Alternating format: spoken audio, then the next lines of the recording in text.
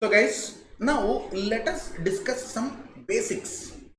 Actually, frankly speaking, these kind of basics you might have studied in your CA intermediate. But still, what happens is, framework for the preparation and presentation of financial statements, you call it, or you call it preface to the accounting standards. So many students do not read them carefully, and normally faculty give this as self-study. You need to do this few pages and all, because you open CA intermediate textbooks, whether it is in accounting or advanced accounting.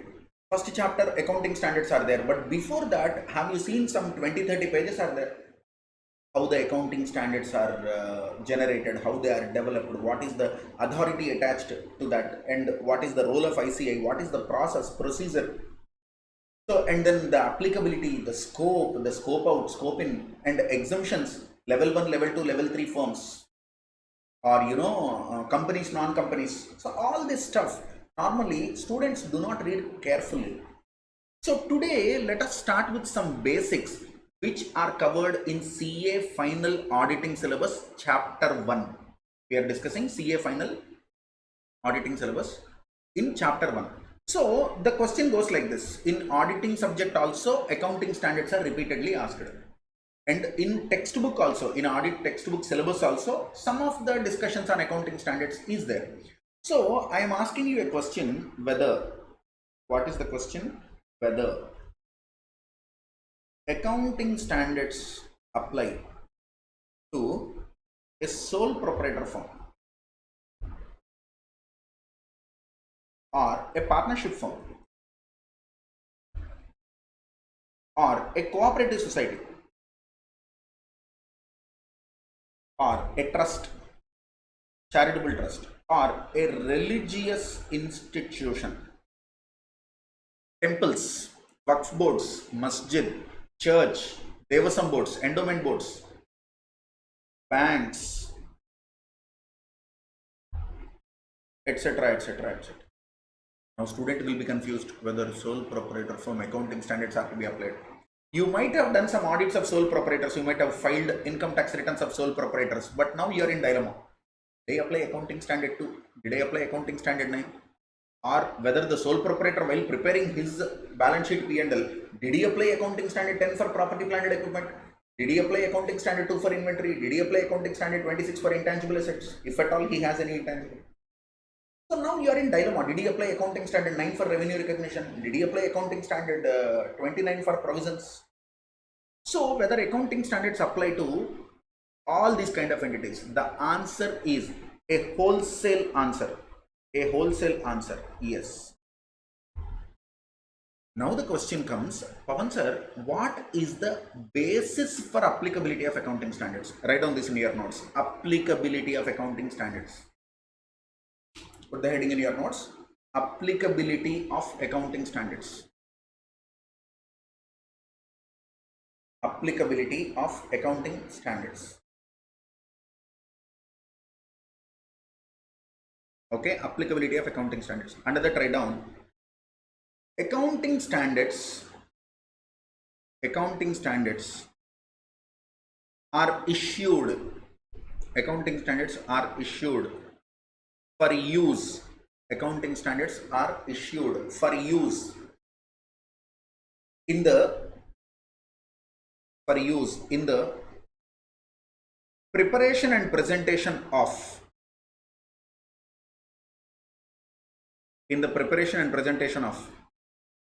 general purpose financial statements.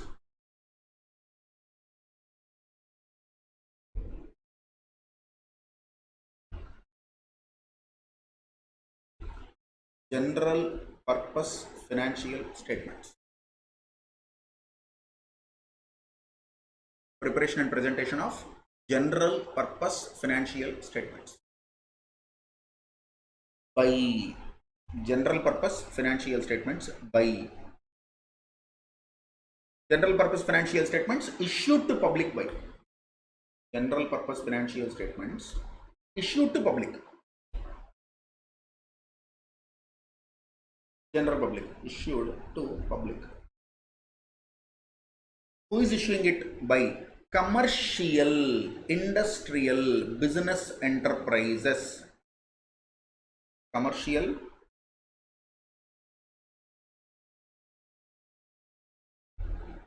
industrial,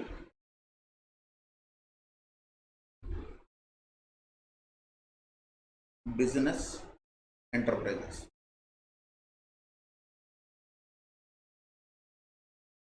Commercial, industrial, business enterprise.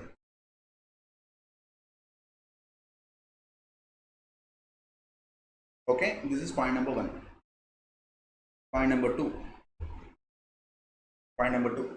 General purpose financial statements. Point number two. General purpose financial statements includes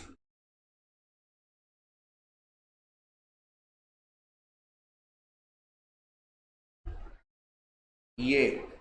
Balance sheet, B. P&L account, C. Cash flow statement, or you can write statement of cash flow, D.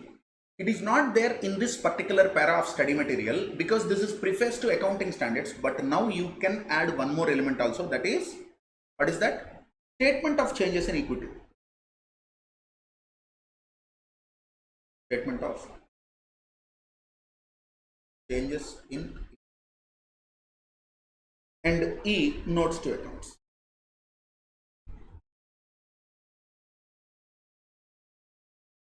General purpose financial statements include balance sheet, P&L, cash flow statement, statement of changes in equity, notes to accounts. Third point. These financial statements are mainly intended to be used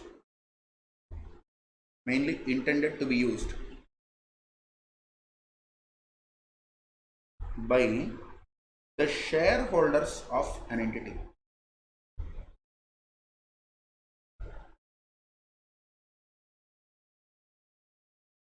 However,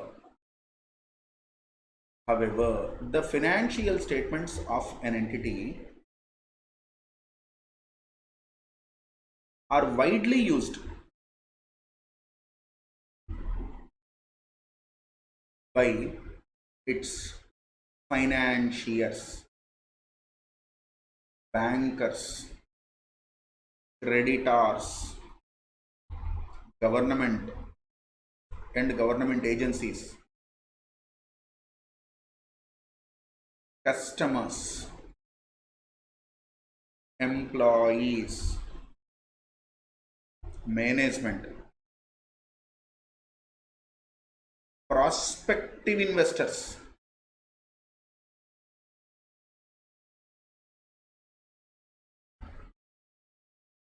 stock market and financial analysts, etc.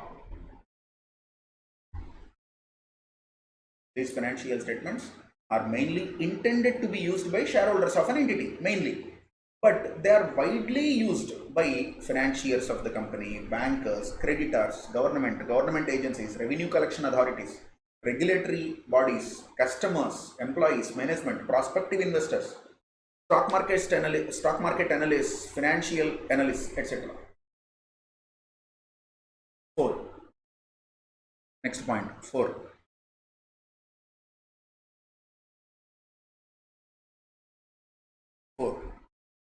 Industrial, commercial, industrial and business. These are the activities we are using. Commercial, industrial and business. CIB. Commercial, industrial, business. These are economic activities.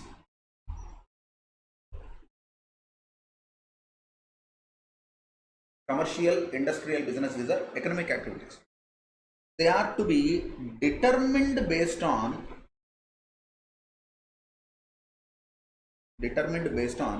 the activities carried on by an entity.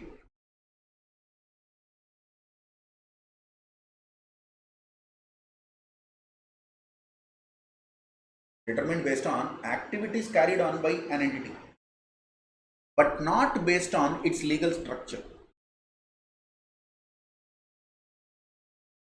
But not based on its legal structure. So you cannot say, I am a trust, I am a charitable institution. No, all schools, colleges, these engineering colleges, medical colleges, they are trusts. So many hospitals are there, they are trusts. So do you think accounting standards are not applicable to them? Obviously they are applicable, dude. Devasam boards, religious institutions, and this kind of ashrams are there, no? Churches, temples like that Ananta Padmanabha Swami Temple, Satyasai Trust, then that Tirumal Tirupati Devasthanam Trust. Do you know what is the size of wealth that is there? Carried on by an entity, but not based on its legal form, its legal entity status. That means check the activity, don't check the legal entity status. Is it a partnership firm? Is it a society? Is it a trust? That is irrelevant. What is the activity they are into? The activity is commercial activity or industrial activity or business activity. And obviously it is applicable. Now, 5. Pavan sir, there is one entity. These are the activities performed by the entity. In this is 98%. This is 2%. So this 98% of the activities are not commercial, industrial, business. That means pure charity. 2% is either commercial or industrial or business. Now you tell me whether accounting standards are applicable to this entity. So there is one entity whose 98% of activities are not commercial, industrial and business activities. Only 2% of the activities are falling into commercial, industrial or business activities. Say for example, there is an orphanage or there is one old age home. So all these elderly people are there, 60 years, 70 years old people. So even for them there should be some time pass now. So you have trained them to do some handicrafts and all, some crafting, some tailoring. So they are making some items like some flower vases or some sweaters, something they are doing, hand used fans, some articles.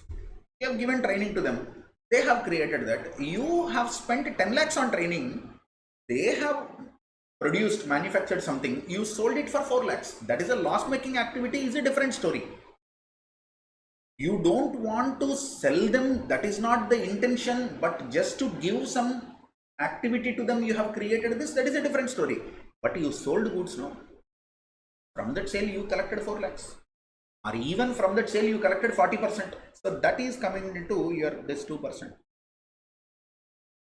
Now you tell me whether accounting standards are applicable only to this 2% or it is applicable to whole 100%.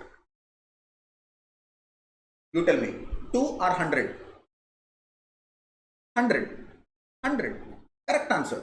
So try to understand, even if small portion of the activities of an entity falls in commercial, industrial, business, then the accounting standards are applicable to all the activities, including the activities which are not commercial, industrial, business in nature. So that will be our point number 5. Write down. If an entity is engaged in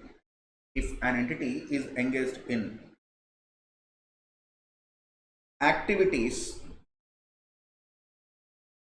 some of which are commercial, industrial, business, and some of which are not CIB. Come on. Even if a small portion of activities fall in CIB, then the whole accounting standards applies. Accounting standards apply, plural, no? Accounting standards apply to the entity for all activities, including including to those activities which are not CIB. That means even if 2% falls in CIB, 98% are not falling in CIB. Because of this 2%, accounting standards are applicable to 100%. You understand this?